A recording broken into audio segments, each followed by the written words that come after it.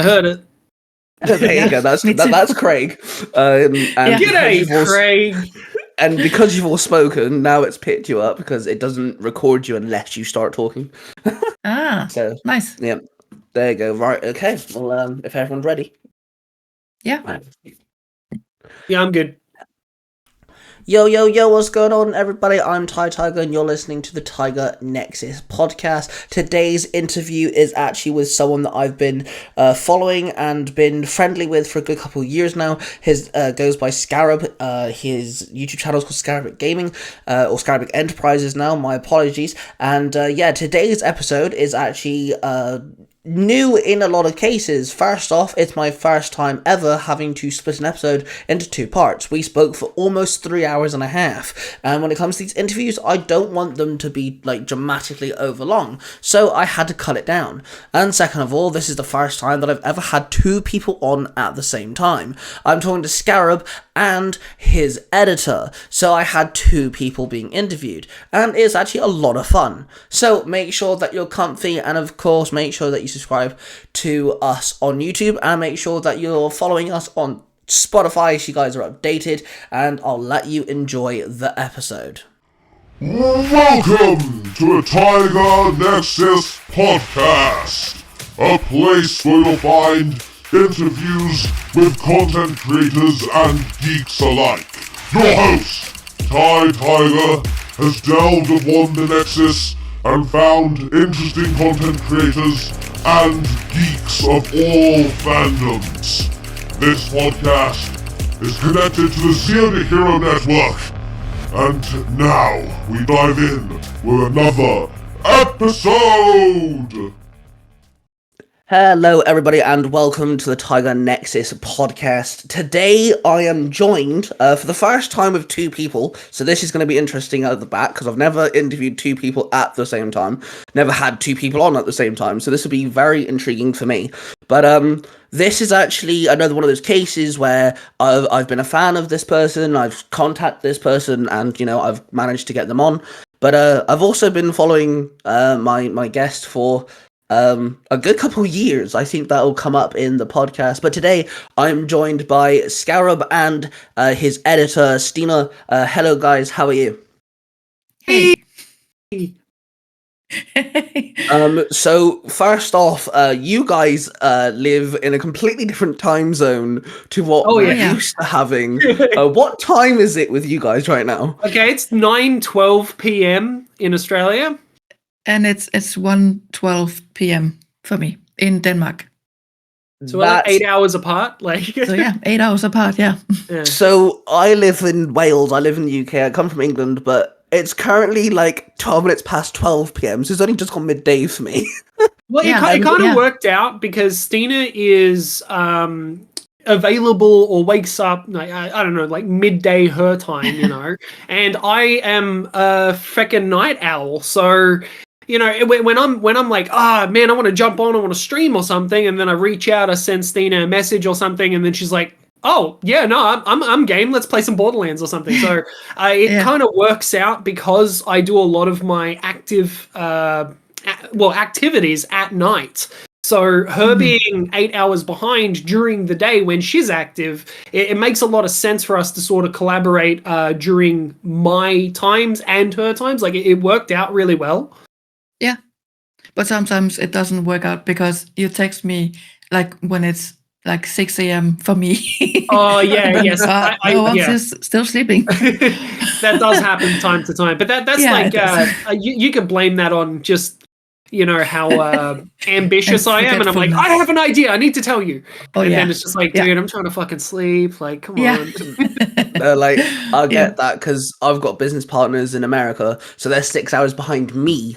And so I'll wake up I've got a kid, he's 5, so I've got to be up at like 7 a.m. for my time. So for you, Scarab, that's midday. You've already gone half of your day by the time I wake up. That's insane to me. But I'll wake up and I'm like, I've got to message these. I've got an idea. I've got to message them. I'll message them. I'm like, it's only 8 a.m. For them, it's only, they're all asleep. I'm not going to message them. I'll wait until gone like 1 o'clock. It's all good. But I get that. But yeah, just like I spoke to some of my American friends about this. The fact that you're like 9 hours ahead of me is absolutely mind-boggling to me because I deal with a lot of Americans. They're 6 hours behind me. So the fact that I'm now the behind person. And that's the thing. They say that Australia is, down under, and it's like we're in front of you. Like, we're in front of everyone. So I don't know why everyone's saying that, but like, we don't call them up over, so stop calling us down under, please.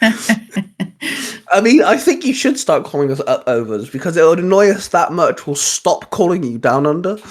I don't think so. I think that, like, especially in today's society, they would embrace it and it would be the next thing.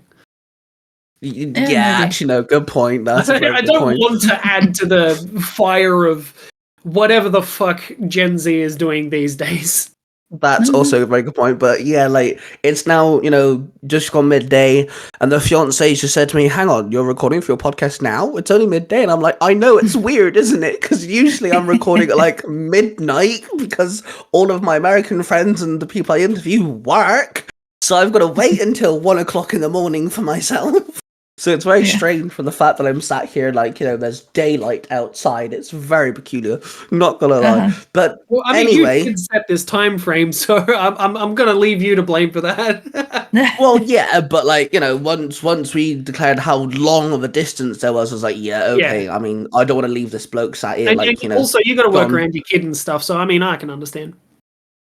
Plus, it's during my active hours, I'm good. Oh yeah, night owl. I mean, it kind of works for you.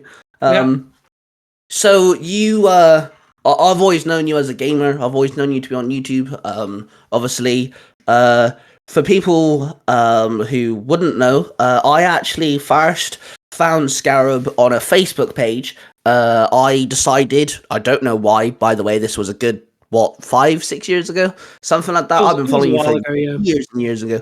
But I decided to go on a Facebook page, go live, and people were sending me their YouTube links, and I'd watch at least a video. And I actually found a fair few friends doing that, and Scarab was one of these people. And I subscribed. I've been a fan since. When I lost my first channel, I actually made sure that Scarab was one of the people that I subscribed with the new channel. And let's dive in with how your channel came to be. How did you start making content? Okay, so it started with me. Stine wasn't in the picture just yet. So Stine, just go make a tea or something. Go make a tea, lovely.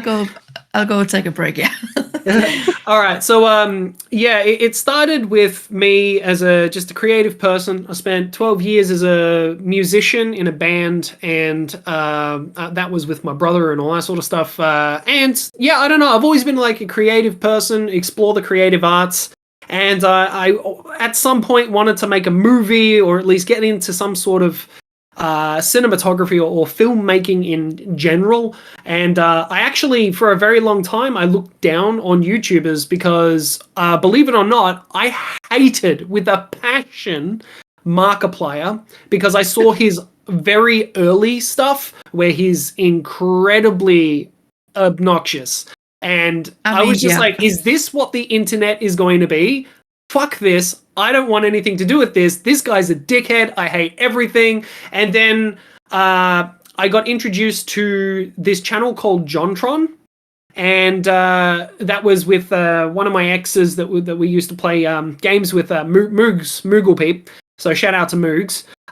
She introduced me to Jontron, and I realized that there is a lot of like variety on there. It's not just watching some dickhead playing games and, cracking wise, which ended up becoming what I was. But there's a lot of like variety to it. There's a lot of versatility and a lot of there's many different ways to go about it. I think the best example that I can give is one of my favorite YouTubers that I've been binging just to keep my mental health sane, which is insane when you find out who it is. But just to keep going and to make myself feel good and to, be productive and keep my creative mind and juices flowing, I've been watching Call Me Kevin, who is, I'm sure, a absolutely wonderful, lovely, beautiful human being. However, if you've seen any of his videos, he is a feckin' psychopath. He kills everything, everyone, and ties people up in the basement just for his own amusement, so then his characters can make money in The Sims. Like, it's insane the lengths in which that individual will go just to break a game or to break the characters in it. But that being said, I think that he, as a person and a creator, is I would say a big step in the foundation of what the channel is now, because of the way to think differently. Because for a very long time it was very narrow-minded, thinking like Markiplier, early days Markiplier, where you just react to a game. You're playing a horror game, the whole content is you're getting jump scared by things, and you record your reactions, and sometimes it's exaggerated, right? That's what YouTube was to me when I first started. But I didn't start properly until after my mother died. So I had a shitty channel with some shitty videos, which will never be named, and it is lost media. And man, you would have to like pay me with 1 billion blowjobs before I'd even be able to consider showing anyone that. Stina's seen a little bit of it, and it's horrible. Yeah. But yes, yeah, I threw that channel away. It was horrible. And my mother died, and I didn't know what to do, and I was already making music videos and learning editing programs and stuff like that. So I got in tune with HitFilm Express, and once I figured out how to use that, I started making music videos for Von Chibi, a fashion brand, as well as Wolfpack, which is a punk rock band in Melbourne. And yeah, it was again, shout out to Wolfpack, but I am so sorry I made a shit video clip for you guys. I was very, very new at the job. So anyway, mother passed away, and I didn't know what to do with myself, and I didn't really have anything left. So I wanted to, with the inheritance I got, invest in something that I believe was a viable business opportunity. And because I don't, as a person, care about money at all, really. I think it's a means to an end, and if you have it, use it for good as best you can. So I invested into my equipment, my computer, the studio, the lights, the lighting, the camera, all the equipment that I needed, and some programs and stuff that I needed along the way as well. But I invested that, and have been trying to, at one stage, was desperate to make a name, to live up to the name that I earned, or the name that my mother passed down to me, which was Hart. My last name is Hart, which is going to come up a little later. But yeah, I started the YouTube channel, and I started just making Let's Plays, I think it was Bioshock to start with, and I was exhausted. I didn't know what I was doing, and it was horrible. But I stayed up for like 2 days straight trying to organize all my stuff, and I went, I'm doing this. I'm diving in head first. So I stayed up, and I played a game where half the time I'm walking into a wall because I'm like asleep at the controller, asleep. And I'm just walking into a wall, and I had to edit past that. So I not only played the game on 2 days completely awake, I recorded and edited both of those videos in one sitting while like edging onto 3 days no sleep for the very start of the channel. That was stupid. But somehow I look back, and you know what? I didn't do it too bad at editing that. Like, because I cared so much about it, it wasn't that bad. The content's pretty garbage, but like the editing wasn't overly terrible. For something that I was brand new at, I still feel like it kind of holds up today, even though I had terrible hair, terrible beard, all that sort of stuff. So that's sort of how it started. And I just continued down and, got better over time and learnt new tricks. And then eventually I made this terrible video that no one should ever look up, but it was reacting to Markiplier's Tasteful Nudes calendar, and that's where Stina comes in. Stina? Oh, yeah. Yeah, that's how I got into the channel. That's how I found Scarab. So, yeah, I wanted to... But no. You just wanted to see Markiplier's Tasteful Nudes calendar, be honest. Well, fair, yes. I wanted to buy it, but then I thought, hey, maybe someone like showed it off on a channel or something. I just happened to do that. Yeah, I saw a blue-haired, long blue-haired guy with red beard, I think, and so I clicked on that, and that's basically how it started. Like, we befriended each other, and you were in the comments for a very long time. I thought you were a guy. Because I think you had a different name. It wasn't Creative Stina. It was something different. I don't remember what it was. Profile. Your username it could have been male for all I knew, you know? For ages, I just thought you were some dude. And then I tried, I was like, fuck it, I'll just reach out. We'll friend each other. I discovered you were female. And that was just like the sort of talking point of the start of our conversation, because I was like, wait a second, you're not a dude. I was like, what happened here? Hang on a second. And I'm like, I mean, I've got heaps of female friends. It's just I wasn't expecting it. For someone that has been commenting on so many of my videos the whole time, I've just been like, yeah, man, games and such. And it just turns out to just be this Danish chick that's been commenting on all of my videos, and I'm like, okay. So anyway, we started a friendship, Yeah, and, on Facebook, and then you tried calling me, and back then I was very shy and didn't talk much, and that has taken me a while to gain the confidence to record and stream and stuff.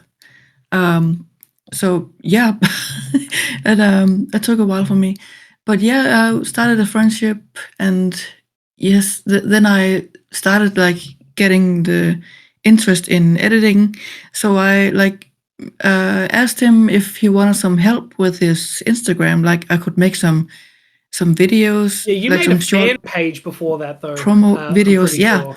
You made a couple of memes or something on a fan page. Memes and stuff. I think that's how it started. You made a fan page, and then I went, "What's this?" No, I can't remember the specifics. First. Did you? I asked first. Yeah, I did. I can never remember right. But I remember the fan page was in close proximity to when we first started getting to know each other as friends. Oh yes, it was. Yeah, it was a it couple wasn't of months shortly after. Yeah, it was a couple of months.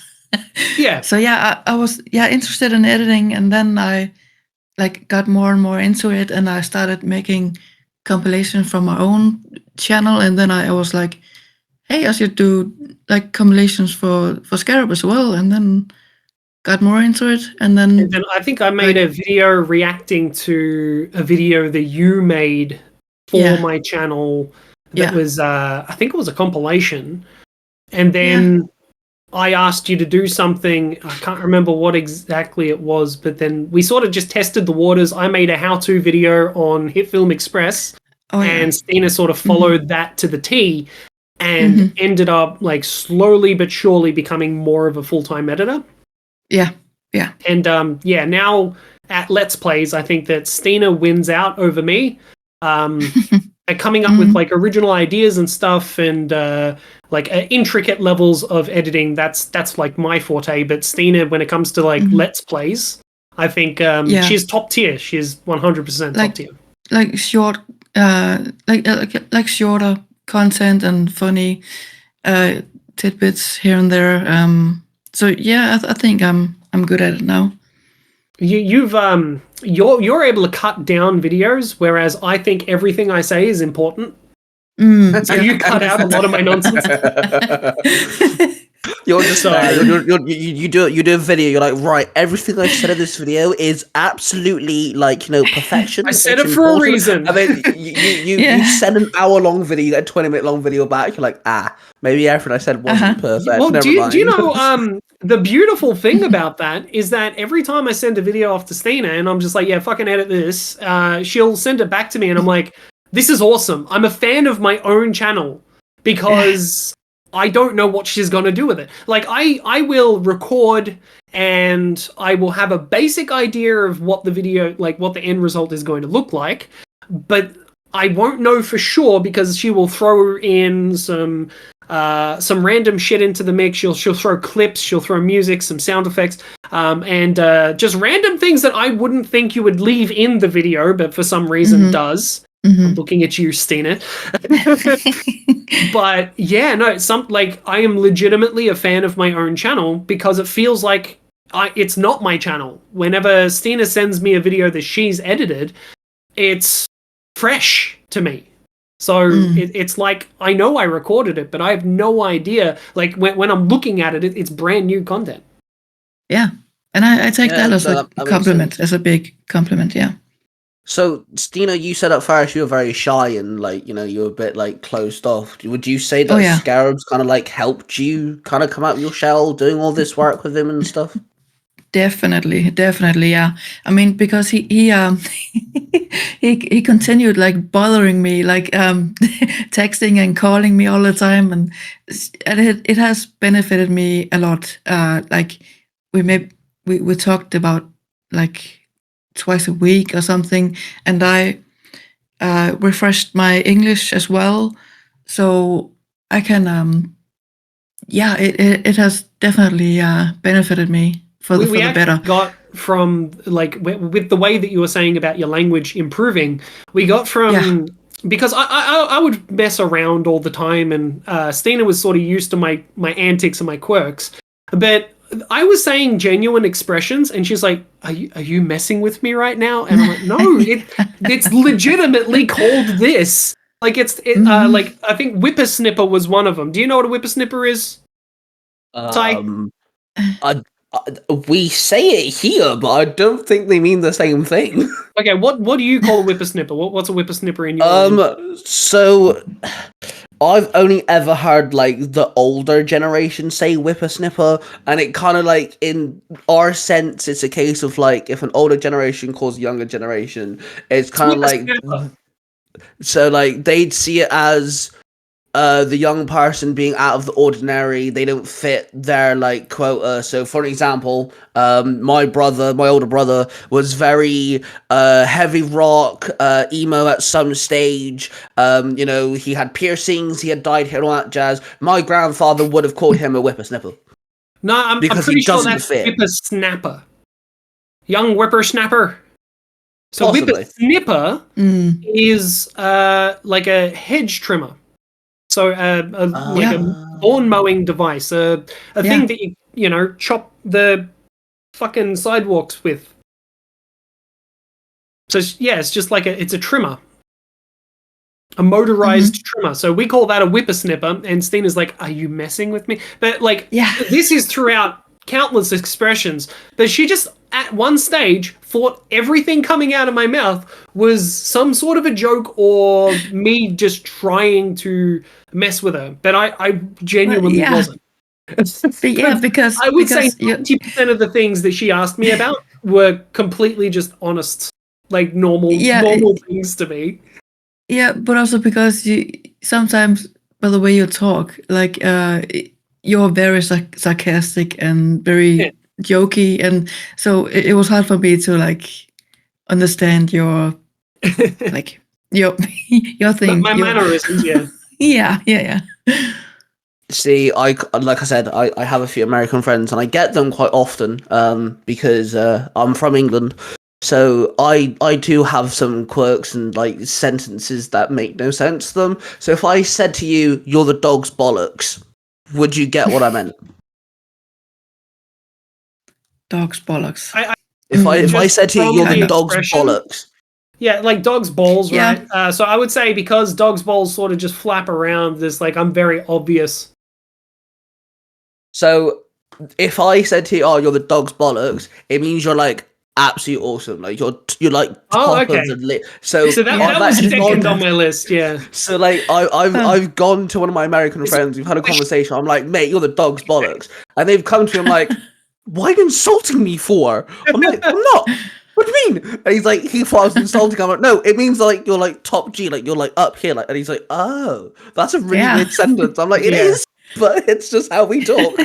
Yeah, Yeah. I think that would be like it's the shit these days. Is like you can say it's a sandwich. Like a difference between a shit sandwich or man, this sandwich is the shit.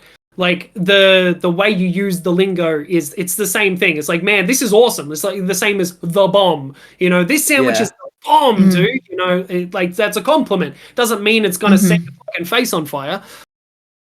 Yeah. Yeah, no, that's very true. Like, yeah, it's quite. This Molotov cocktail is so tasty. Like, just sat there snacking on C4, dipping C4 in a cup of tea, Yeah.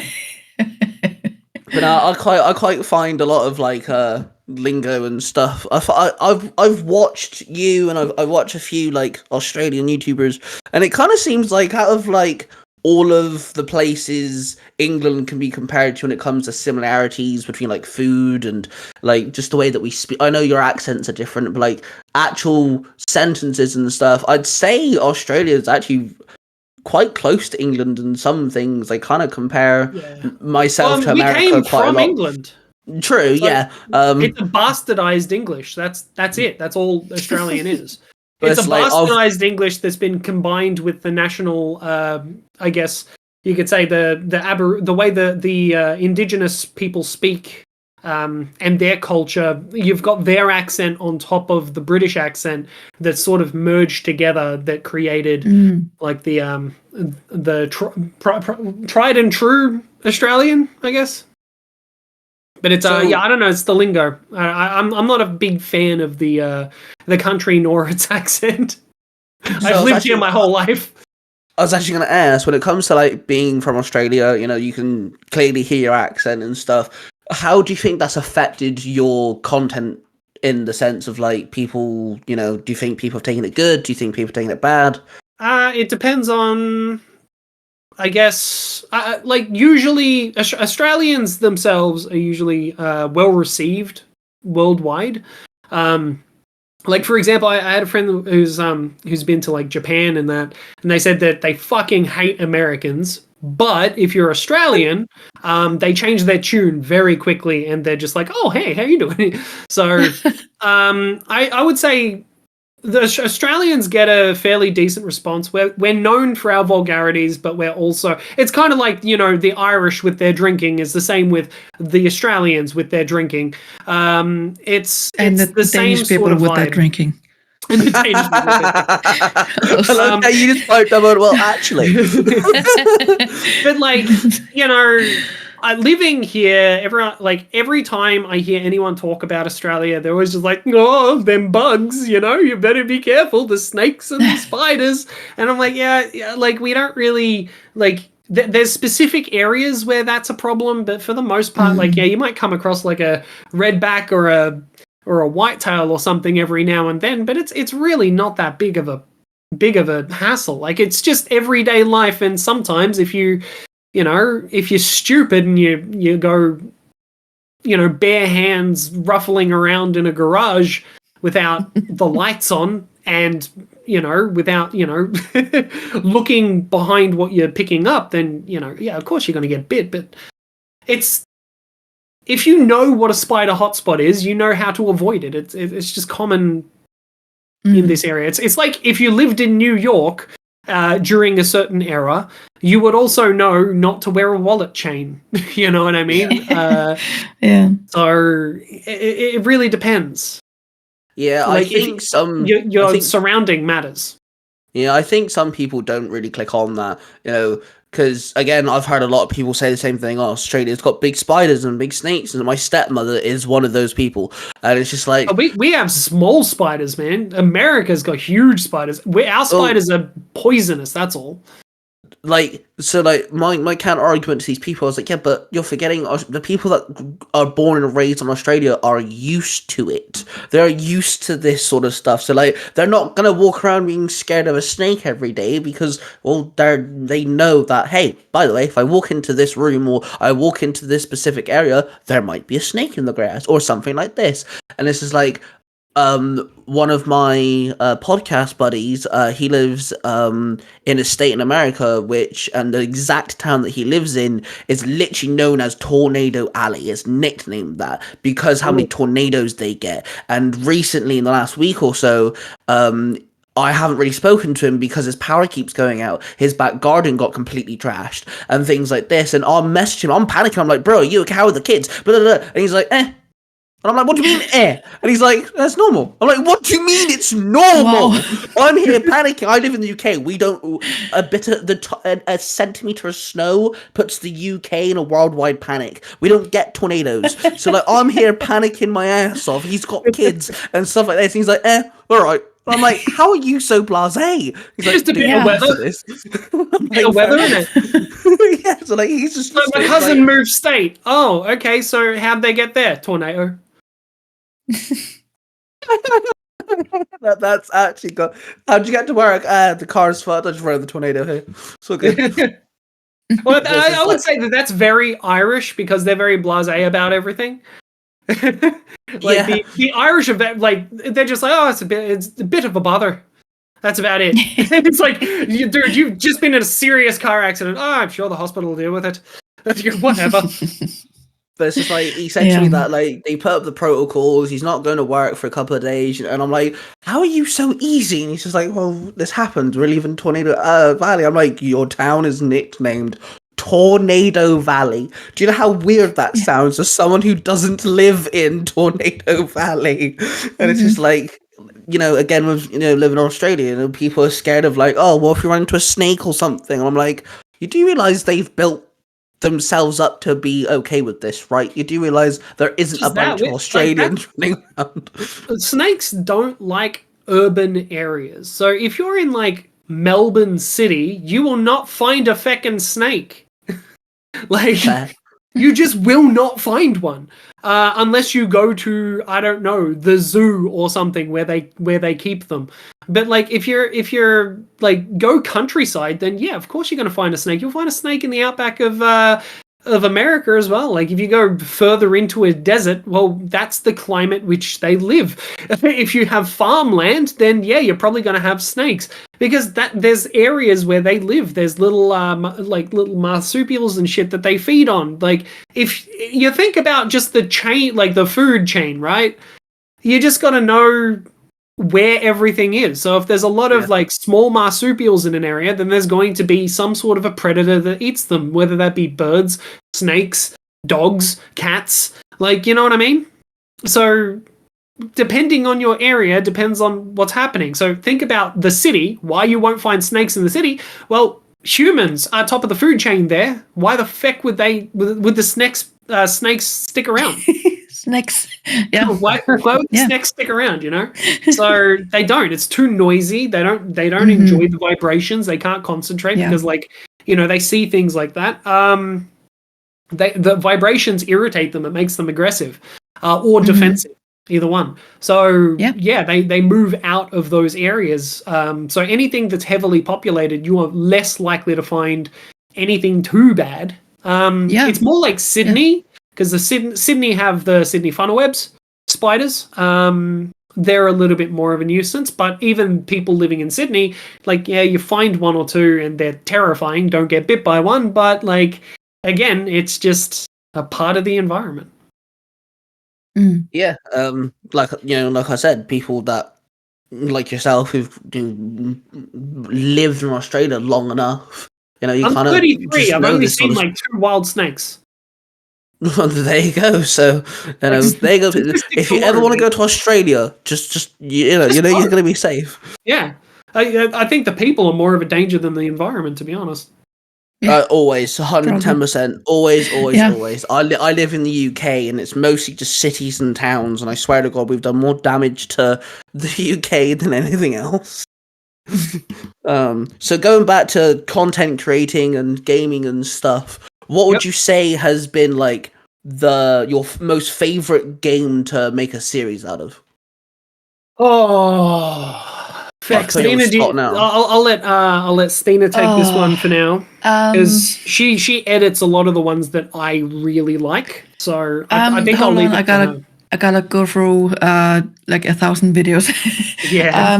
It really depends, because like the time that you got to put them down to time periods. I think you'd have to put them year by year, because we always improve and we're always making, like, the content that we're making these days is pretty top tier in comparison to the stuff that we've done in the past.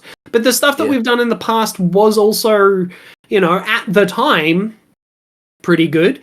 So I wouldn't say the early days of the channel were good, but I mean, a few that comes to mind are Silent Hill and Metro Exodus. Yeah, those are very good series. Just as they're consistent, so. I would say that they're good because they're consistent. Yeah. The editing is top notch. The content is like, we're actually showing off the game. This is another thing. I know I called Call Me Kevin, like, shout out to Call Me Kevin, but at the same time, I don't want to take him down a peg, but there's something that irritates me about his style of content as well, which is he cuts too much out. So what we do is, we actually, when we're playing the game, we're playing the game. Whereas other channels and YouTube channels and video game channels mainly will just skip through all of the dialogue because they want to have their voices heard more than the game. Whereas I'm discovering the story, and the content is looking at me enjoying the story of the game and trying to navigate the puzzles within. So, and also trying to figure out and predict where the story is going to go is a big part of the narrative. If you don't know the narrative, then what's the point of trying to figure out what the next step is? So we include a lot of that stuff in, which is why I said Stine cuts out so much. But for the narrative-driven games, for example, I don't know, like The Walking Dead. Coffee Talk. Coffee Talk was good, yeah. Yeah. But what was it? The Telltale series, right? A game like the Telltale series, Walking Dead, or any of those types of games, they're very choice-based, narrative-based. You need to pay attention to the story, the plot. If you make a Let's Play of that and you're only showing bits and pieces, no one knows who the characters are. No one knows what the storyline is. No one knows why that person's angry. So it's sort of, it takes away from the journey. And I know a lot of people, a lot of our viewers will watch our videos in the background, because they're generally longer than most other YouTube channels, because they usually cut it down to about 10 to 15 minutes to up to 20 minutes. But we usually go, I don't know, 30 to 40 minutes, sometimes over an hour, depending. And so we have like 25 minutes. Yeah, 25 minutes. Ones. But we have a lot of longer videos that people like to keep in the background. So if there's the game is telling the story and we're reacting to the story, even people that are not directly watching the videos are still able to follow along. If we cut too much out, they're lost. They don't know what's going on. Yeah, see, I agree with that. I like that, because with my gaming channel, I had to restart mine, sadly. But I've done God of War Ragnarok, and in the God of War series, Kratos has Mimir who sits on his waist, and they talk quite often. And because Mimir is from this realm that Kratos is new in, you hear a lot of stories being told, and the comparisons between where Kratos is from to where Mimir is from, and things like this. And a lot of the time when I was recording God of War Ragnarok and God of War 2018, I'd keep those conversations in, and I wouldn't talk through them, because it's actually really interesting to learn little tidbits, and you'd learn little things, and stuff like that. And it's just like, why would I want to cut that out for? That's really cool. So like, I didn't cut out little things like that, because it just builds character. It's the whole point of the game. If it wasn't, they wouldn't put it in the game. And like in my eyes, as well. Pardon? It's kind of like a watch party as well. So when people are tuning in to see that, they're there with the ride. Like that's the whole thing, is giving people the illusion that they're with you. Yeah, agreed. Because I have a gaming channel dedicated to online multiplayer stuff. Me and my buddies play on there all the time and things. And one thing I've noticed with a lot of these people that play Apex Legends, Overwatch, Mortal Kombat, that sort of stuff, is you only ever really see them win. You don't really see like how many times they die and things like that. So I purposefully made sure that people actually see me lose. Because, like, for example, Mortal Kombat 1, loving the game, I play it a lot and I do a lot of online content with it, but doesn't mean I don't die as much as I win. You know? So like if there's a fight and the person's obliterating me, and I mean, like, I can't touch them, I'm gonna keep that in, because one, I'm showcasing someone else's really good fighting, you know, someone else's skill, but two, I'm also showing that, hey, I'm human too, you know, I lose as well, it's okay to lose at a game, you know, I don't want to cut that out. So yeah, every now and then that's where clever editing comes in. That's what Stina and I have down to a pat, is if something like that, like your example there,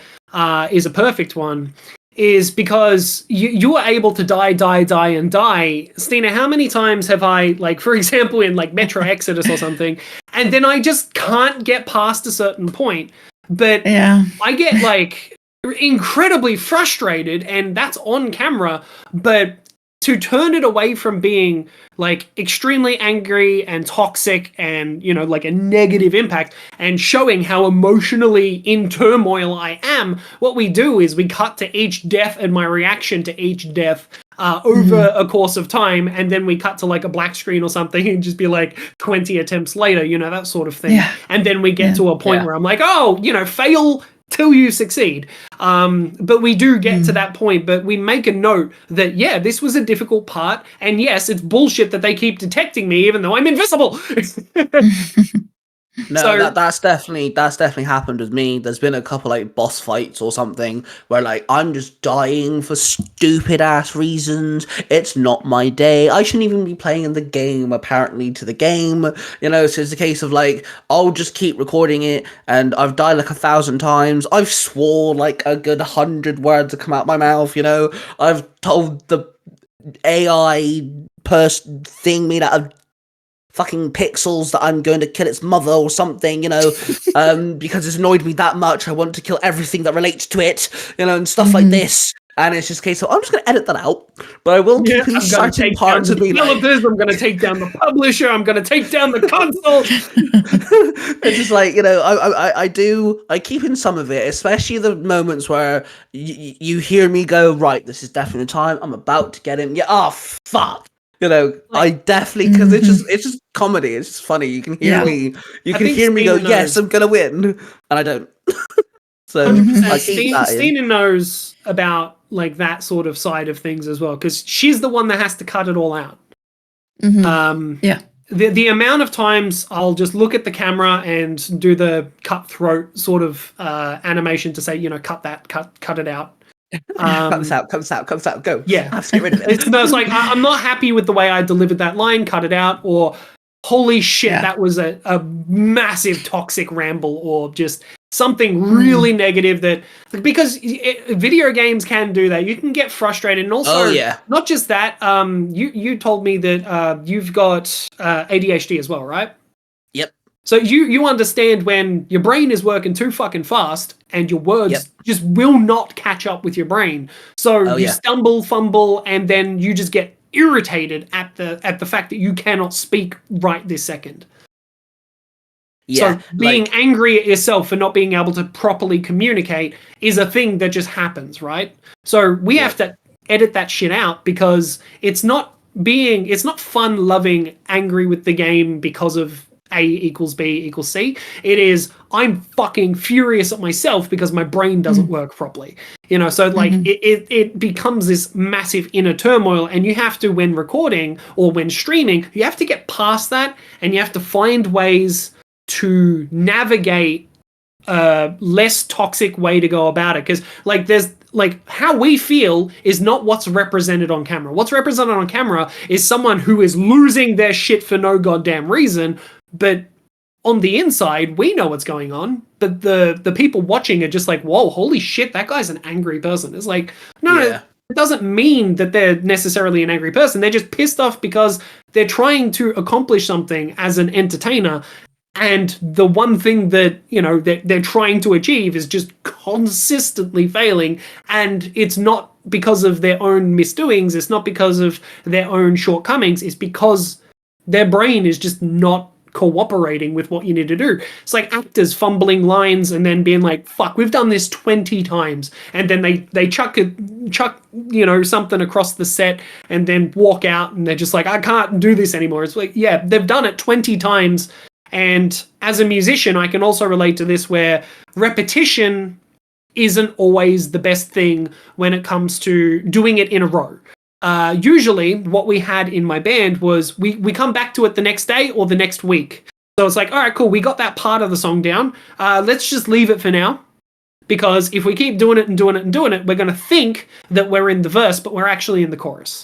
And that will fuck us up. We have to restart the song, and then someone else screws it up. Then we have to restart the song, and then everyone's having a bad time. So you shelf it, you move on, you do the rest of your set, and then you come back to band practice the next week, and then all of a sudden, everyone knows exactly where the changes are. So, yes. Yeah, I think something you just said. I think a lot of people need to learn as well is that sometimes taking a break is okay. Stepping away for even if it's just a moment, stepping away is fine. Toilet breaks are a great navigation for that. Like if you're streaming or anything, and you just oh my god, everything is getting too much. You're just like, all right. Instead of voicing that to the entire internet, I'm just going to quickly take a piss. Then, you go, you do your piss, you wash your face or something, and then you come back with a brand new attitude and you're all good. Sometimes you do need that 5 to 10 seconds just to gather yourself, Yeah, so I write stories and fan fictions and I put them on YouTube as audio dramas, and I have voice actors and stuff. And there's been times where I've written like a 9-page chapter, and it's a big one, and like there's a lot of stuff going on in this chapter, like holy crap, it's good. And I'm recording myself, I'm reading it, and I'm the one who wrote this chapter. I know what's going, but my words just aren't coming out of my mouth. It's not working, I just can't get out the sentence, he opened the door, apparently, I can't do it. And there's been days where I'm like, do you know what, fuck this, I'm putting this down, this was meant to be edited and come out Thursday, it's Tuesday, it's not happening, it'll come out fucking Friday instead, whatever, I give up, I'm gonna come back tomorrow. And I've had to do that because, or else I'd throw my PC out the window, So, taking a break, sometimes just walking away completely helps, especially... if it's a case of, I don't want to use the word perfectionist, but like if you're one of these people that No, if you care about your craft, you want to do a good job. That's it's nothing to do with being a perfectionist. It's just something to do with your creative pride.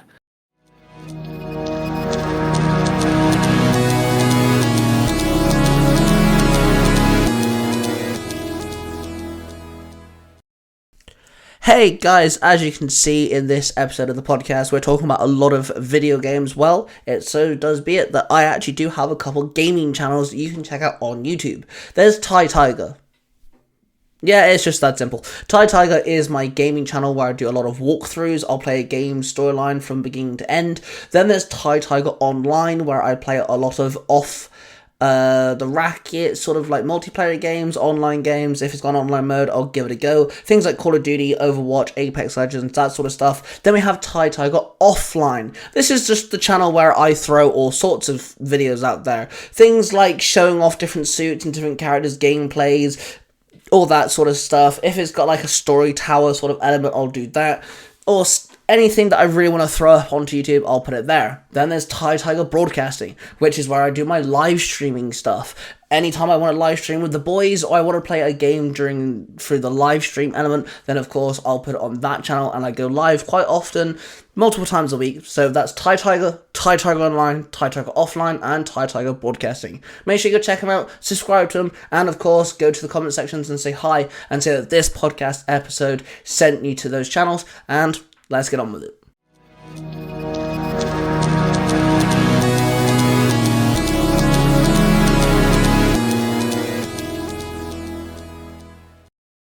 Mm-hmm. Completely agree. And it's just like, you mentioned ADHD and things like this, having to be aware of, editing out the bits where like you're raging and stuff. There's particular games I refuse to record because I know for a fact at some point or another, my ADHD, my brain, and my other conscious thing that apparently keeps me awake at night, whatever you want to call him, will argue the toss because I'm failing at something so effing simple, because there's been games where it's a simple task of, jump across these 3 platforms, duck, and then slide. And somehow I can't even do that. Somehow I can't even do it. It's so simple, but I can't do that. I died 100 times. And it's just like, my stepmom really wants me to play Crash Bandicoot on my channel. I'm like, no, I refuse. I refuse to play Crash Bandicoot because I know for a fact I will throw my controller across the room. Fucking rage game, man. I don't care what anyone says. Crash Bandicoot is an overrated rage game. I'll say it right here and right now. Crash Bandicoot has the worst camera. And it was fine for what it was, but it is an incredibly rage-inducing game. I've played it. I did not enjoy it. I'd rather play Mario or Sonic. Thank you very much. Crash Bandicoot, I'm sorry. PlayStation? Thank you. I completely agree. I don't. It's just like certain games. I'm like, yeah, my ADHD just isn't going to agree with you. You're just going to sit on the shelf. I'm not recording you. Text. I can't fucking stand text. So, Stina mentioned earlier that one of the best series was Coffee Talk. Now, that was probably the most exaggerated style of commentary that we've had, but Stina had to edit out so much rage just because it is entirely text-based, and I had to do a different voice for every character, most of them not consistent, but it was so frustrating because I loved the game, I loved the characters, I loved the story, and I really wanted to just, let's do this, and then the whole thing is reading. The entire fucking game is reading, and I'm just like, also, I just can't cope. And I think Stina watched my mental brain just implode while I'm trying to repeat the same line 20 times to the point where I get angry and For one specific character, you picked a very difficult accent or voice to do. So and then so that was it gets bad. And then by the time you finish recording an episode, your voice is raspy, and you're just like, I'm not doing another day today. I'm not recording another episode. But it wasn't fun. At times it was fun to record because I was trying something new, trying something different. But at the same time, it wasn't fun because I had to fight over a semi-dyslexic fucking, words will not function. I'm reading it perfectly fine, or how in games you're in a little text chatbot. Sorry, not chatbot. Text bubble, and the words will cut off and then start down in the next line will continue. But sometimes that just because you cut there was, there's at the end you think that something was there at the end, and then was is a new sentence to you. And then you just keep wrapping your head around the one fucking thing, and all it is it's on a new line. Why are you getting stuck on this? It's one sentence, you're saying it weird because you're reading it weird. And then you have to sort of figure it out. And then you even see it a couple of times where I go, it means this. Right, I'm the idiot, that sort of thing. So it's like, sometimes you think and you blame the game, and it's just my brain that's broken. Oh no, I completely get that. The amount of times where there's a puzzle, or you have to hit something in an order, or you have to figure out where something is, something on those lines, and I'm sat there determined I know what I'm doing. No, you have to take 2 steps to the left. I'm like, oh, I see, I'm the dumb one, I got you, okay. So it definitely that definitely happens for sure. So what would you say, I guess this is more of a question for Stina than Scarab, I guess, but is there been a time where you've done a game series or a specific video and it hasn't been able to be uploaded, or you've had to change a lot of it, or it's a case of you just can't upload it because there's not enough to do because there's just too much of Scarab going a bit too much? I mean, I'm not sure if it has happened, but I'm selective with the videos I send to her. Yes, we are very selective. Like occasionally, she'll get a message saying, "Look, man, it's on Dropbox, but I like good luck." yeah. It's like I'm not happy with this, and this is like calling back to what we were saying before. It's like a brand new fucking show to me, my own content, because I'm miserable during that recording. And Stina somehow manages to turn it into something worth watching. Mm-hmm. So I don't know how she manages to do that, but she works her magic. I mean, a few times it has been difficult, like knowing where to cut or if I should leave something out or leave something in. Like it has happened a few times, but like after like discussing it with Scarab, then we could figure it out quite easily. We have a process. So I send the video, I record and send the video.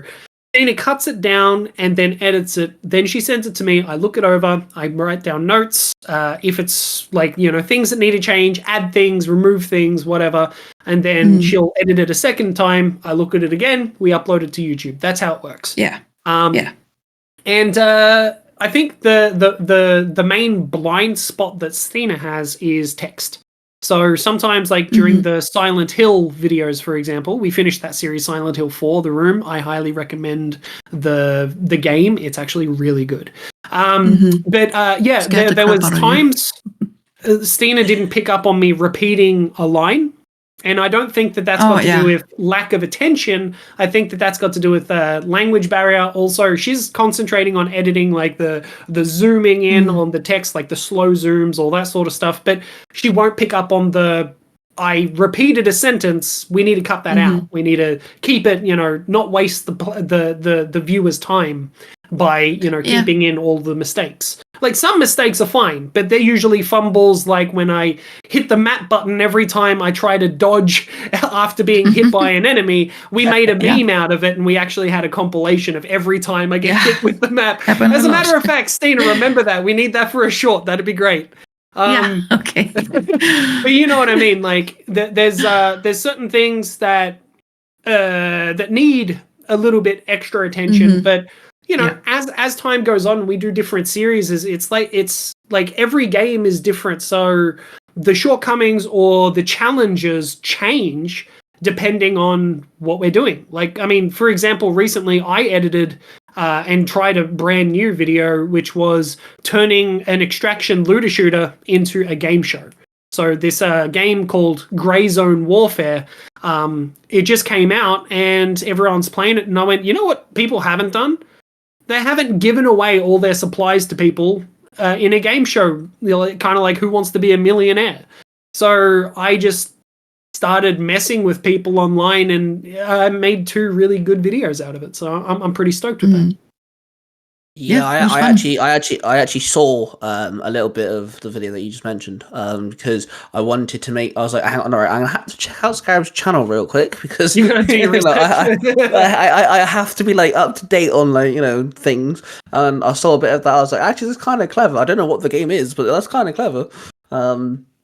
Well, I just wanted to try something different, because we got a running thing where we try to play games as a menace. So I think that there's a playlist called Scarab as a Menace or Playing Games as a Menace, either one. I think that started with The Walking Dead Saints and Sinners, where I'm just in VR using it as a sandbox, but it's a horror game, I don't know, it's sort of like. It's really interesting. I think the first time that I ever tried doing anything definitely inspired by Call Me Kevin would be Project Winter. If anyone remembers that, it's kind of like a Among Us, but it's a 3D winter style, I don't know, survival game, whatever. You do missions and there's someone that's trying to kill you and you got to figure out who that is, kill them first and then do the missions and leave. But it was just messing with people like that. So instead of doing what I'm supposed to do, I just became the designated chef rather than actually playing the game as intended. So it didn't matter if I was the imposter or not. I just wanted to cook food. So yeah, I don't know, messing with people online just in a humorous way where it doesn't harm anybody. It's not bullying or anything, but like, just doing things a little bit differently. I want to do more of that in the future. But we have a playlist of games where we did that. I look forward to seeing what you come out with, to be fair. So do you have like specific games planned? Like, do you have like a list of games that, you kind of like compile, or do you just like finish a game series and go, right, what's next? Stina? The first thing you said, we have a lot of ideas for games that we want to do, like a long list. Like there are a lot of back burner sort of ideas.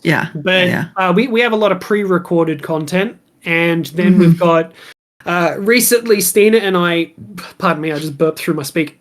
Recently Stina and I are a bit burnt out at the moment. And the reason for that is because we had update after update after game release after game release.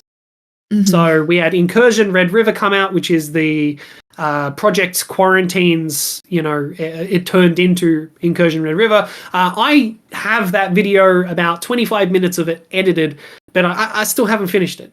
Grey Zone Warfare came out, so I made the game show video, whatever. Arena Breakout came out on PC, so I covered that. Stina was editing the mobile version of Arena Breakout, which did really well on the channel. So we're like, all right, cool, we'll make some more of this. And then Traveler's Rest had an update. And then Road to Vostok demo came out, and I tried something different with that, with the roleplay video. And I don't know, like it's just been, there's so much happening, and we had to make a decision as to whether to stay, because we don't really clout chase. We're not really trying to get ahead of the curve and go, hey, we need to do this now. But for specific games that we have interest in, of course we do. Because it's something that we want to do. It's not like, oh, Fortnite got a new update, because we don't care about Fortnite. So why would we cover it? If you see a Fortnite video on the channel and it's not completely to tear it to shreds because we hate it, then it's, we have lost everything. If you see a Fortnite video that isn't completely tearing it to shreds, we have lost. You can unsubscribe. Yes. Right, well, I'll know for the future, though. If I see a video titled, like, Fortnite's the best game, I'll go, right, Scarab got kidnapped. Yeah, exactly. The androids took over. Yeah, Fortnite isn't the best game, to be fair. It's not. No, like we're not into those types of games. So we try to go into strategy, tactical games, like a variety of everything. But we like indie games, we like tactical games, we like multiplayer games, but only if they're like closed, that sort of thing. So private lobby style multiplayer games. We're not really big on playing with the wider audience of online toxicity. So I don't want to be a Call of Duty streamer or anything. Not calling out anyone in particular. I'm just saying that a lot of those competitive shooter style content creators and also gamers tend to be very negative. Like there's a lot of like noob shaming. There's a lot of people just like insulting each other, and if you pick a specific class, then people will auto ban you or auto kick you. It's like, oh, how dare you be the sniper class, or how dare you stay in one spot for longer than 2 seconds. It's like, dude, if you pick the sniper, it's not camping, it's called sniping. Like, there is a big difference. You. Jesus Christ, thank you so much. I'm so glad. It's a viable tactic. Oh my god. Like, I mean, there's a difference between sitting in a corner waiting for people, like in a building, sitting in a corner looking at an open door and then just staying there the entire round. That's camping. That's bullshit. But if you've got a proper vantage point in, like, let's say Battlefield 1, and you've got, like, I don't know, the coverage of trees and a bush, and you can just peek out beyond that scope and no one's coming to sort of see where those shots are coming from, Like, you are just a successful sniper. You're not a camper. You are just doing your job with the fucking loadout you have selected. Like, if you're going to be someone with a light machine gun, you will expect that person to sit on a position and lay down fire to where the enemy are coming from. Like, you want to suppress. Every weapon has its own benefit and its own negative traits as well. Like a sniper, it's bolt action. You can only shoot one at a time, etc., etc. You know what I'm saying?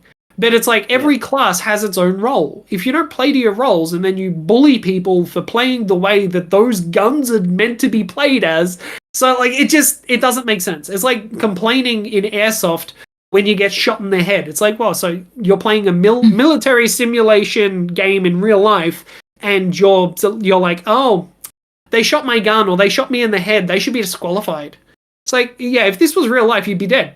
Then fuck you. If you get shot in the gun, your gun is broken. If you get shot in the head, you're dead.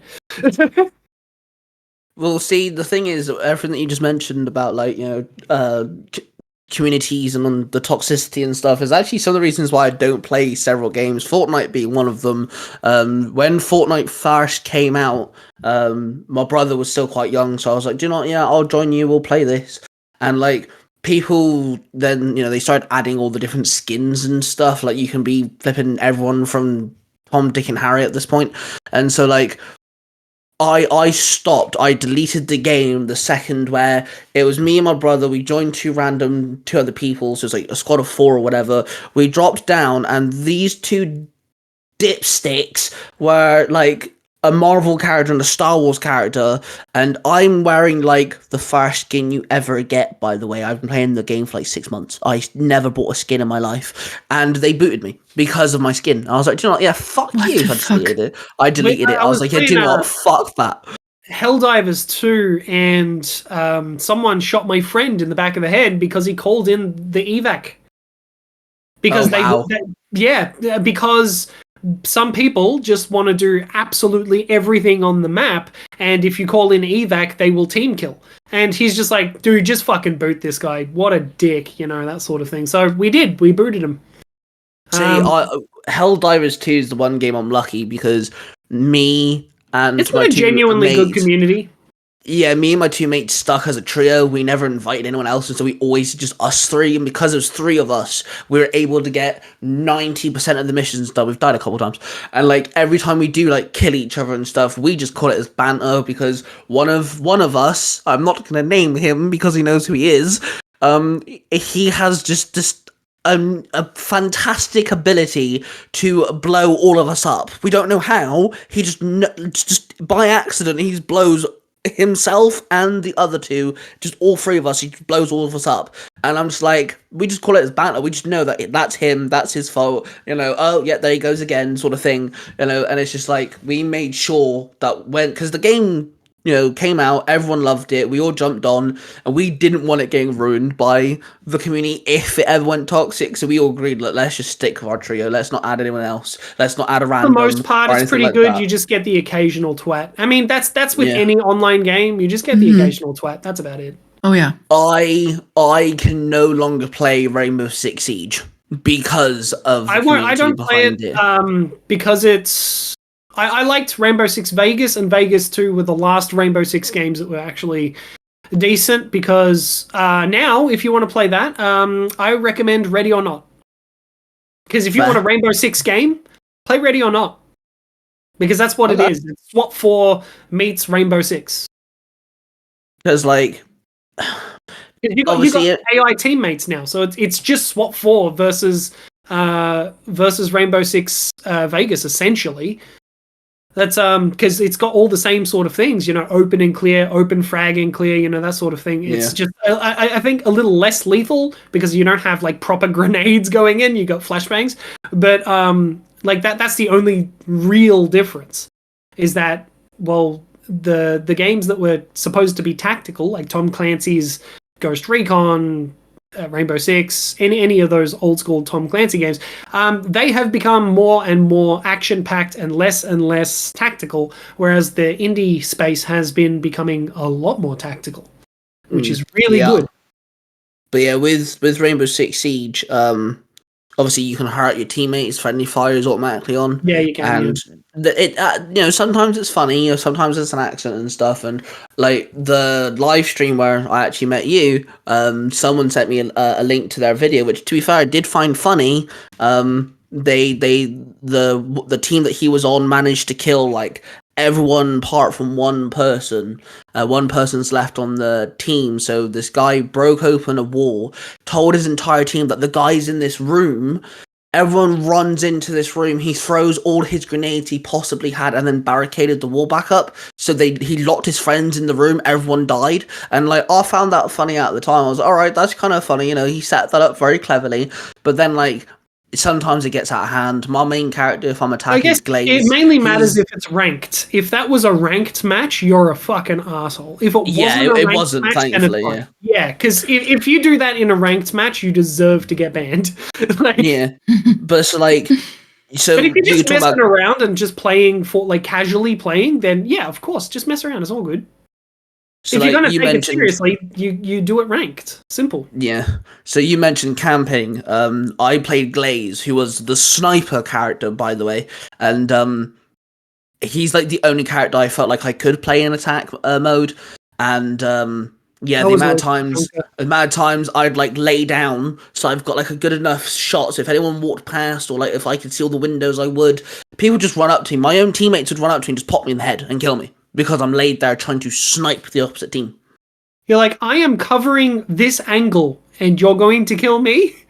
Yeah, and it's like, I gave up. I was like, do you know what? Why the fuck am I trying to play a game where my teammates care more about what I'm doing than trying to like complete the goal or kill the opposite team, whatever the objective is. And it's like, yeah, fuck this. I just deleted it. I couldn't be asked. I was like, I'm done trying to play a game that isn't in the game. I'm playing social game. It's stupid. Yeah, it's elitism. It's the same shit happened with Overwatch. Yeah. People, they're like, how dare you play this character? You need to be this character. It's like, dude, I'm just playing a game. I'm not here. I'm not a part of esports. I don't have to fucking worry about what you guys are doing. If I just wanted to just have fun, just let me have fun.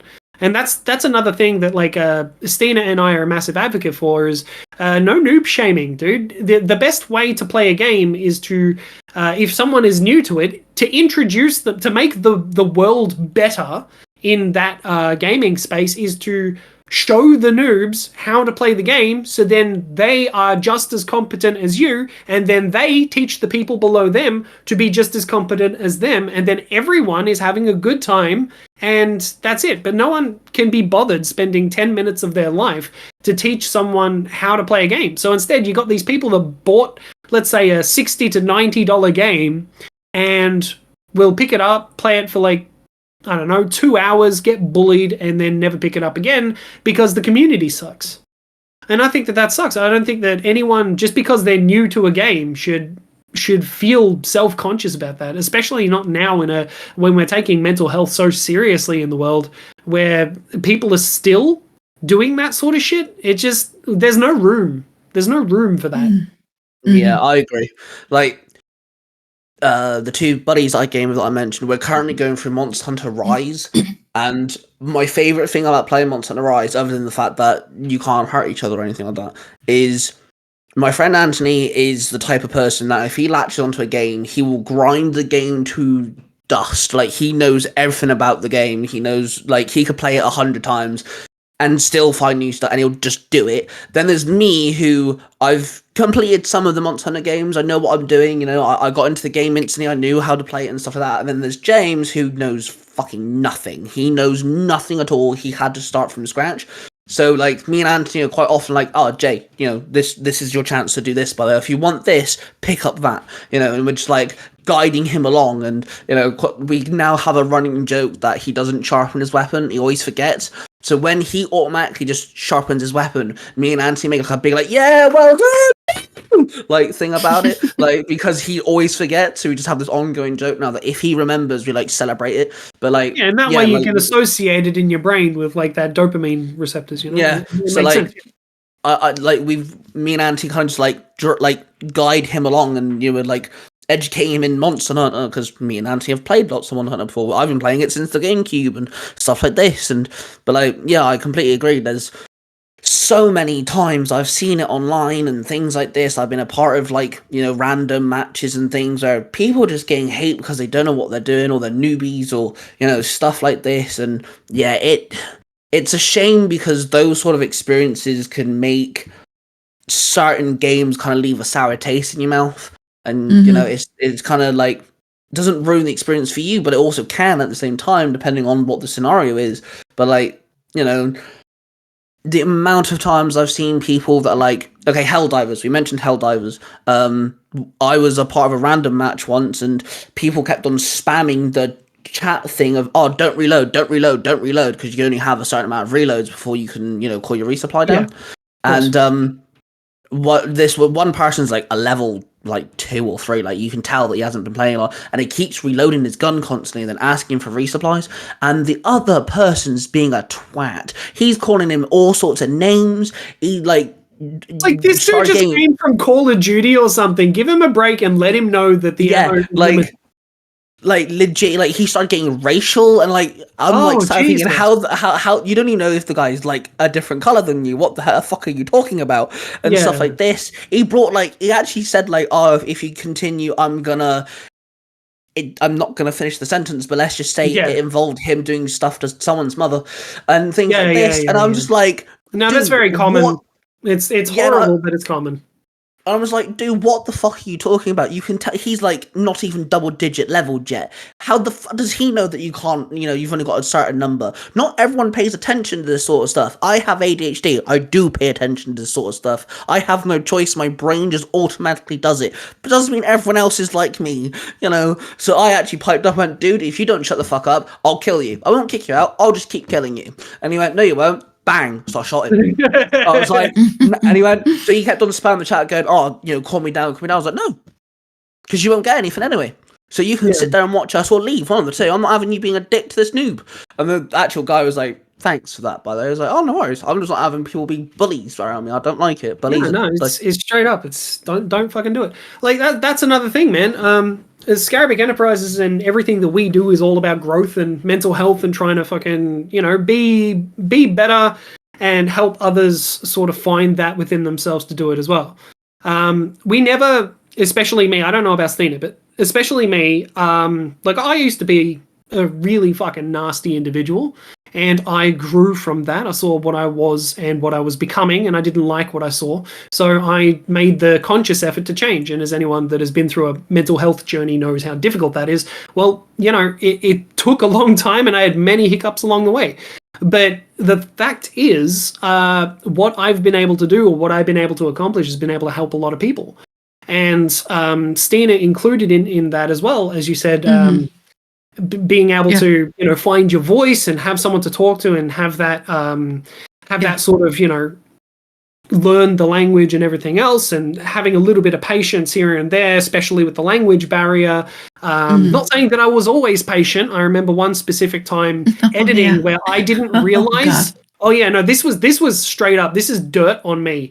That we had. I didn't realize that there was lag when you're talking on Discord. In Discord, yeah. So I didn't understand the lag, and Stina was trying to edit things, and I was trying to show her how to do a specific thing in HitFilm, but I kept saying to do something, and there was this massive delay, and then I'm like, stop. No, I said stop earlier. You keep overshooting it. And then I just got more and more heated, going, what is going, why are you not hearing me? You're like, I am doing it as you're saying it. And then we realized, and then I was like, the fucking lag. Then I was like, could you calm down, please? I'm actually getting, my feelings are getting a little bit hurt, But the thing is, I was thinking that Stina was just fucking with me and annoying me, trying to, just circumvent me at every chance she got, but it was just literally lag. Yeah. So, of course, it doesn't matter who you are, it doesn't matter where you are, it doesn't matter your upbringing or anything. Humans are always going to have an emotional reaction to whatever stimuli there is. And as soon as I understood the situation and that there was lag and that I wasn't just being fucked with, or that Stina was completely incompetent, She wasn't. She was right on the money, doing exactly as I said. The thing is, there was a delay between what I could say and what she could hear, and that was it. So we had this massive kerfuffle, almost like friendship-breaking conversation, where I'm just trying to do something really simple, and she is constantly missing the mark only because of that lag. And lag almost killed our friendship. And just because of being frustrated at... Well, no, I'm just saying, like, because I was so fucking... like heated, I felt like that could have destroyed the friendship, you know. So I was like, like I was furious, and then as soon as we understood the problem, is like we were just like, oh Jesus Christ! The whole time, this whole time, it's been lag. So like, and then now we know. So like, if we go into a game or something, and we're on Discord or whatever talking, and we say, all right, on the count of 3, 2, 1, fire. I know to leave it like another 0.5 of a second before I hit trigger. So then, you know, we're able to actually hit things at the same time. And the same goes with if we need to teach each other anything over online as well. So like we've grown from that, but it's also like, shit, dude, that situation sucked, and it could have been easily avoided had we understand what the fucking situation was, because neither Stina nor me realized it was lag. So she thought I was being a bully, and I thought she was being incompetent. And it was completely stupid. First off, you know, I'm glad that you actually sat there and went, you know, this is all on me, by the way, you know, you took it, because I feel like that's another issue that people don't get, is that, you know, if you do something wrong, whether it was intentional or not, you know, whether it was an accident, whether you meant to do it, or whatever the case may be, owning it is the first biggest step you can do. Sitting there and going, yep, I fucked up, it's my bad, I did this, I take full responsibility, that's one of the biggest steps you can do in any scenario. No matter what the scenario is. The mentality behind it was 2 + 2 = 5. That's how I saw the situation, and I was like, this doesn't make sense, and now I'm angry. But that's like legitimately, if you just want to break it down, it's as simple as that. You want things to be 2 + 2 = 4, not 2 + 2 = 5. So when you see an improper equation, you just go, this is fucking stupid, and I hate everything. Like, it just doesn't add up. The second thing I want to mention as well is that you guys actually learned from it. You know, like you said, you both now change things, and I feel like that's something that people really need to listen to as well, because I have a best friend in America. We're business partners.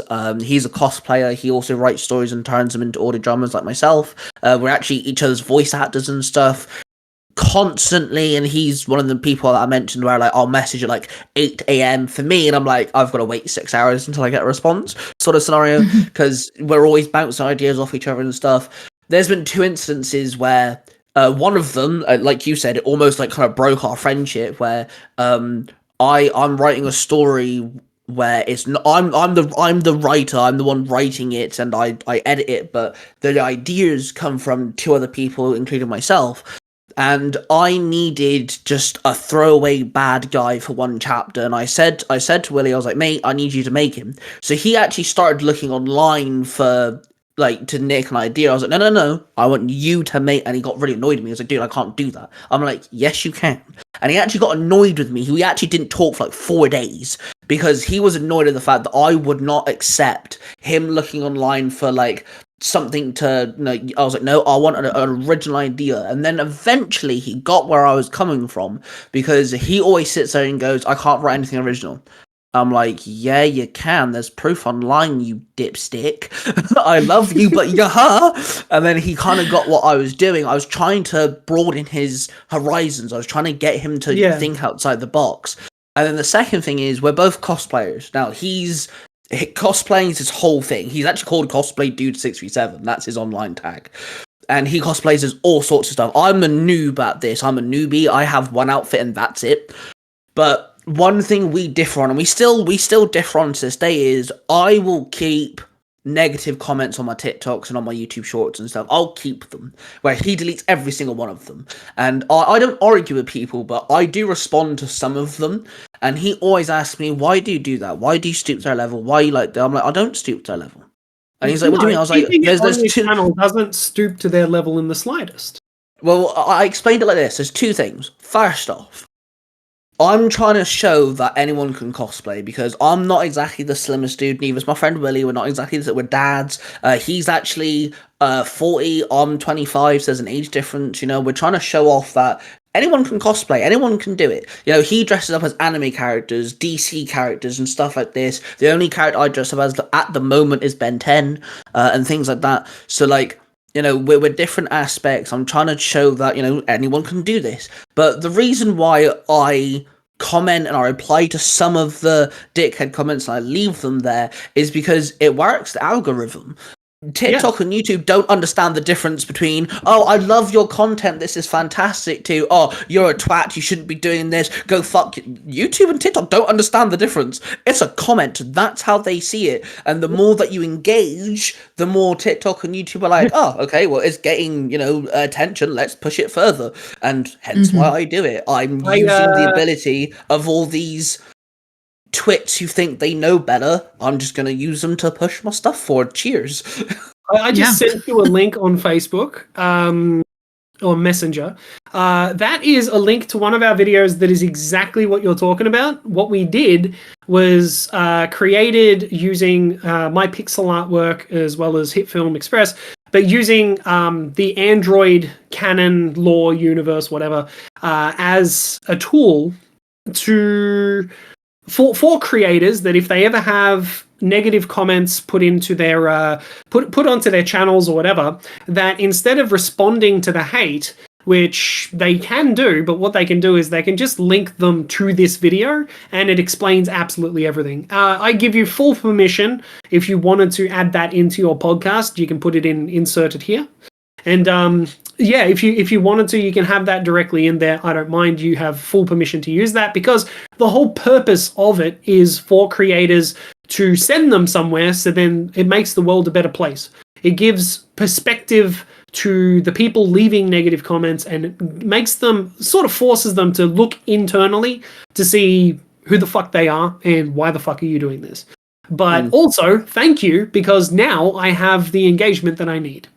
Yeah, so, like, I completely understand where he's coming from as well, because his wife has also tried to cosplay, but because she's a curvier woman and, you know, all this jazz, she wears glasses, like, she got bullied like no tomorrow. Bad stuff as well was said about her and things, and she's one of the loveliest people I've ever, like, I haven't met them in person, but I've spoken to her over Discord and things, but, like, she's, like, one of the loveliest people ever, and it's just, like, I got defensive when I saw the comment section. I was like, whoa, now this is bang out of order. So, like, I understand where he's coming from of why he deletes them all and stuff like this. And they're just I said to him, fat neckbeards jerking off on their computer keyboards. Come on, like, it's the internet. Like, you don't pay mind to those idiots. So he's often come to me and gone, oh, I'm doing this now. I'm like, all right, cool. And he's like, I'm doing it because you inspired me. And now because I know that I'm an inspiration, I personally leave and I've said to him, dude, I'm going to leave every single negative comment on my posts, on my TikToks, on my YouTube shorts and stuff like that, because I know for a fact one day you're not going to give a flying fuck what people say about you and your cosplay.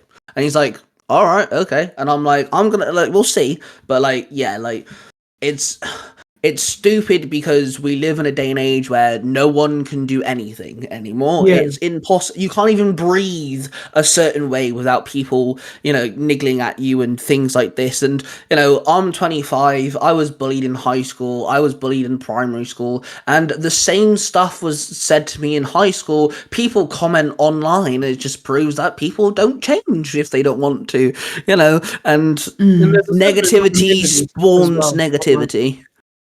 The anonymous nature of being online as well gives them that shield to mask. Yes. Yeah. So they can be their true horrible selves to people and feel like there's no consequences. But the thing is that these days people are cracking down on that shit and it's not going to be tolerated for much longer. But there is a line to be drawn between what you can say and the consequences, or I guess you could say cyber police and censorship. I don't condone censorship, but I also don't condone bullying, and there has to be a happy middle ground. So I'd rather defeat it at its cause and get people to look inward rather than to censor the internet. Yeah, no, yeah, completely. I agree with that because freedom of speech is not something we have in our constitution in Australia, but I think that freedom of speech is incredibly important. Or even if it's fucking stupid, toxic bullshit, you can't change the internet, but what you can do is lead by example and be the change you want to see. Mm-hmm. Yeah, I completely agree. Yeah, that's, you know, it's a case of, like, I've been live a few times on TikTok, and I've actually had people that, you know, have just come and said to me, "Oh, you know, thank you for cheering me up." I'm like, I'm not doing anything. I'm sat here talking about Spider-Man or gaming or whatever. And they're like, "Yeah, but, you know, I've had a bad day." I'm like, "Well, you know, I'm live this day. You know, if you ever need cheering up, just come talk. I'm cool with that." And then people have just bombarded this person with, like, I've blocked, like, accounts whilst I'm live and stuff because they're just being, and I'm like, how are you able to sit there, see someone say to a content creator, "Oh, thank you for, like, entertaining me for this period of time, you've lightened my day," or whatever, and sit there and think, "Right, I'm nasty now, let's be a twat." I don't understand. Stina and I have had a conversation about toxic comments. We knew that the video I just sent you, I said, if I upload this, you're in the mess too, because you're linked to every fucking video, and people that want to come after us will. Because you haven't seen the video yet, but you will. It is pretty salty, but in the best possible way. We don't swear at them, but we do say that they're hate or I've forgotten the exact line in it, but it tastes their hate tastes like sweet victory or something. And then we also say that, like, you know, comment how many times you were sent to this video by a community, edit it accordingly. So it's it really digs into them. But that's sort of like the thing. We just want people to take a look at themselves and to stop being toxic. So I've had to talk to Stina about like what type of content we can cover, because the things that do really well are like extraction shooters and stuff. That's what a lot of our subscribers have tuned in for, is they want to see more, you know, looter shooters and stuff. But the thing is that people will jump on and dislike your video, not because they give a shit about your videos, just because they're like, I don't like single player extraction shooters. And then they will dislike your video just because you're covering the single player aspect of an extraction shooter. So they will dislike your video because of the game, not because of you, but because of the game. Or if it is because of you, they stay quiet about it as well. So one of the worst things about, in my opinion, the dislike button, if it was up to me, I know this is very controversial, but I think that the dislike button is useless. I don't care about being able to see how many dislikes there are, but I think that the dislike button itself is fucking useless. I think that if you don't like something, you just don't engage with it. That would be the most harmful thing you could do to the creator.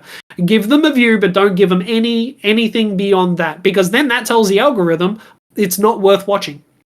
So if you tune off within the first 30 seconds, then Google's just going to be like, well, I guess they didn't like it. Whereas if you put the dislike on it, all it does is help feed engagement. So when people are disliking your video but not leaving constructive criticism in the comments, your dislike doesn't do anything except for boost the video more. So if you don't like something about the video, do the creator a favor and actually tell them what is wrong, even if it's some toxic garbage that you're going to spew, or it's something like, I really don't like your voice, or I don't like the way that you present, or I don't like the way your editing style, or any of the above is appropriate, or maybe you don't cut out enough in your content, or you cut too much out. Whatever, it doesn't matter. Just, why do you dislike the video? I think that if you're going to have a dislike button, at least have a mandatory comment. So if you press dislike, it should be like, why? And then you type in why, and for the most people just will type in a single letter because they can't be fucked, or they'll just say no. But like, this is where they have to have a character number. Like, I reckon a dislike is worthy of a comment. So if they change the dislike button to be like, all right, cool, so I hit dislike, tell us why. And at least that way, even if it's privatized and you didn't want it displayed in the public because you didn't want to start an argument in the comments, at least then it'd be like to the creator, you can have the dislike button with that feature. It's not hard to program that UI, you know? So like just have that so then the creator can actually see what the feedback is. And I think that would be way more beneficial to YouTube and its creators than just, I don't like this. You know, because it's not candy. Why don't you like it? Is it because of the color of my skin? You know what I mean? Like, you don't know. You don't know if it's because of my race, my gender, my sexual preference. You don't know if it's because of the way I look, because of my hair color, because of the game I'm playing. You don't know. So the dislike button is fucking useless. All it does is the same as a like button. So why have both if they both do the same function? I don't understand it. I've always hated it. I think one of the best comments I've ever gotten, and I respect the person for doing this. I did a walkthrough on Lego Marvel Superheroes 2, and someone commented going, I've disliked your video. Not because of you or anything, but just because we're never going to get a Lego Marvel Superheroes 3. I was like, fair enough. Alright, cool. Yeah. I respect you for that. Yeah. Yeah, I don't like this video because it reminds me of my trauma childhood. And I'm like, all right, cheers. Like, I'll take it. Why not? But yeah, I agree. Like, you know, it's like disliking a modern Call of Duty. It'll never get better than 2. Yeah, no, exactly. But it's just like, you know, people. It's the funny thing is as well. You say about how you know, the negative comments and stuff. One of my favorite things to see in comment sections of anyone's post really is there's always that one person that goes, well, if you don't like it, you can just scroll away, you know. Yeah. And I'm like, they have a point. Yeah, if you don't like something, move on. So I imagine that, you know, as a gamer, you know, you said that, you know, you're into music and everything. I can imagine that you'd get, you know, quite a bit of backlash at some point because you've been doing this for a good couple of years now. Honestly, what would you say would be? Not that much. I've had more people be pissed off at the fact that I'm able to respond to negative comments in a way that is, I guess you could say, politically neutral. Fair. We had on our Project Quarantine video, which I have recently deleted just because I was like, I just can't fucking deal with this shit anymore. I'm just done with it. I don't want to keep like coming back to this video with a negative mindset.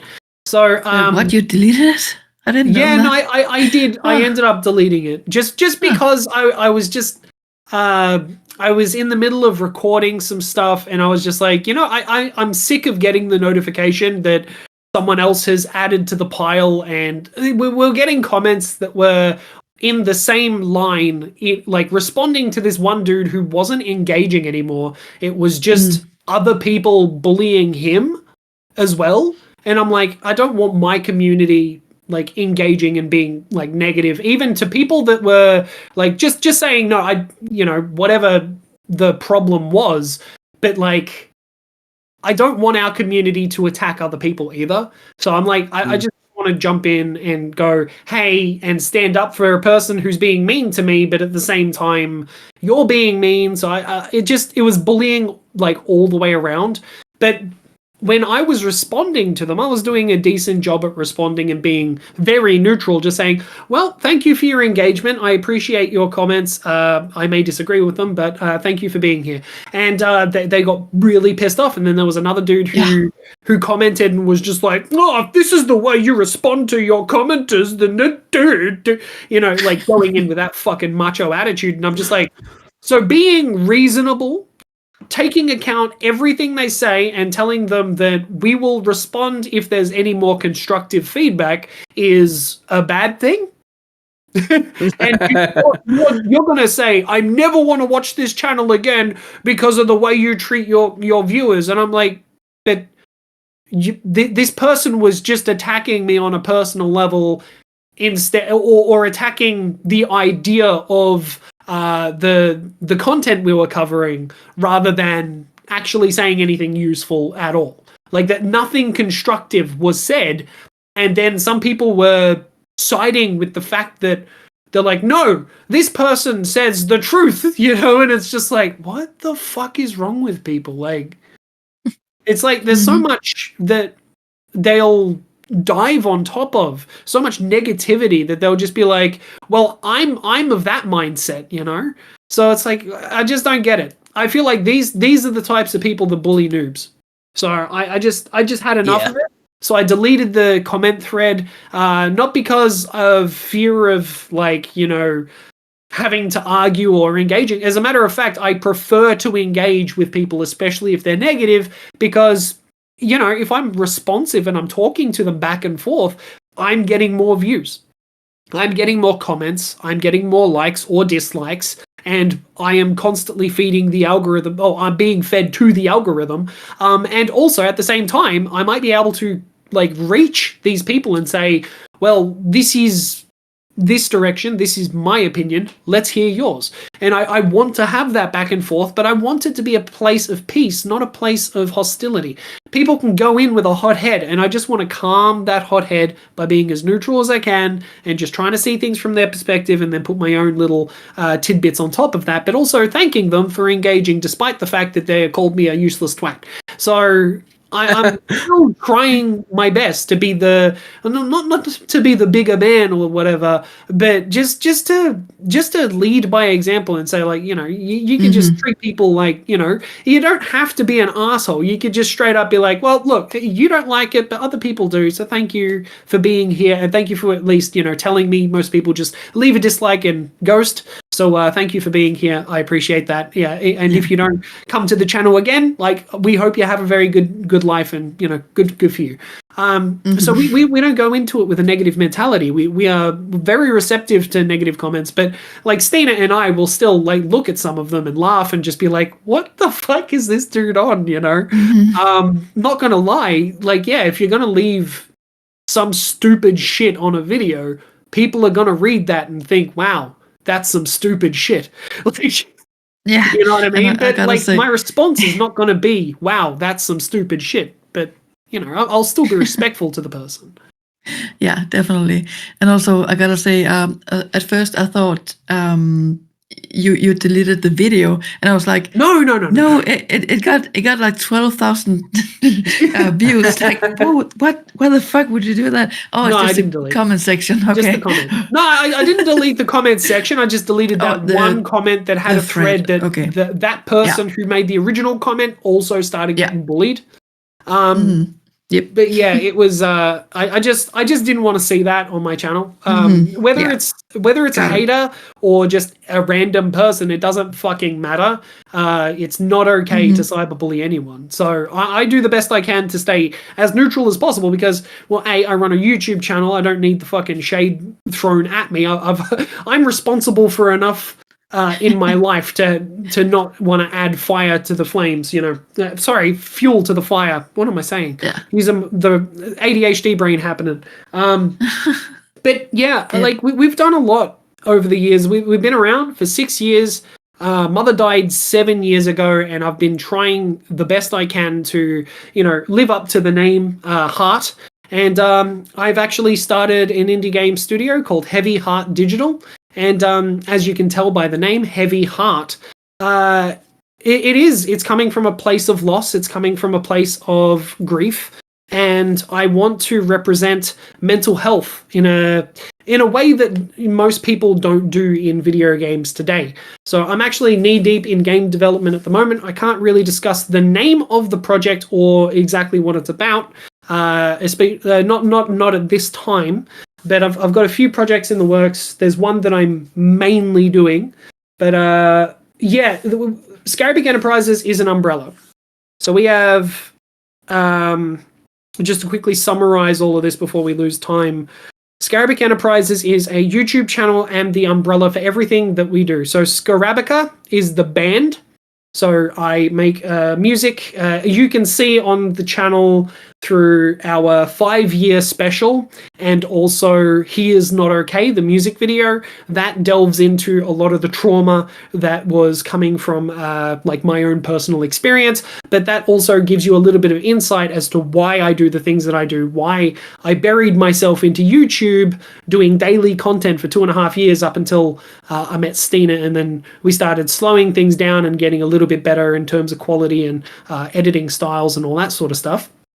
And then to now, where we've got a lot of stuff. So we've got Scarabic Soundwaves, which is going to be the music label, Scarabica, which is under the music label of Scarabic Soundwaves. Then we've got Heavy Heart Digital, which is our game studio. We've got Scarabic. It originally started as Scarabic Gaming, but I figured Scarabic Enterprises, considering we have our hands in many pockets, would be more appropriate because we have a hand in every field, artistically, musically, everything. So video making, video game making, board games, Twitch as well, don't forget. But we got like so much stuff that we want to do and so many projects going at once that it just, gaming doesn't really cover it. So Enterprises is a lot more appropriate in the scope of what we're doing. If you're interested, I can read you the Heavy Heart Digital mission statement. Yeah, go on. All right. Here at Heavy Heart Digital, we make unique games from original ideas. Some inspired by a whole host of media, such as video games and movies, others inspired by actual events or even dreams. We don't want to copy any formula that has been previously done 100 times. If we ever feel as though our games aren't breaking the mold, we will introduce new elements and factors to keep our players engaged. Our key focus is to create games with a solid single-player experience. Everything else comes second to that. That being said, say goodbye to microtransactions, paid DLC, and shady business practices. We aim to give you the games you paid for, complete with no extra costs. Any future content developed for our games after release will be marked as DLC and will be completely free and optional. If you like the games as they were originally designed, you can choose to enjoy the vanilla experience or turn on the DLC when you want to change it up. The choice is and will always be yours.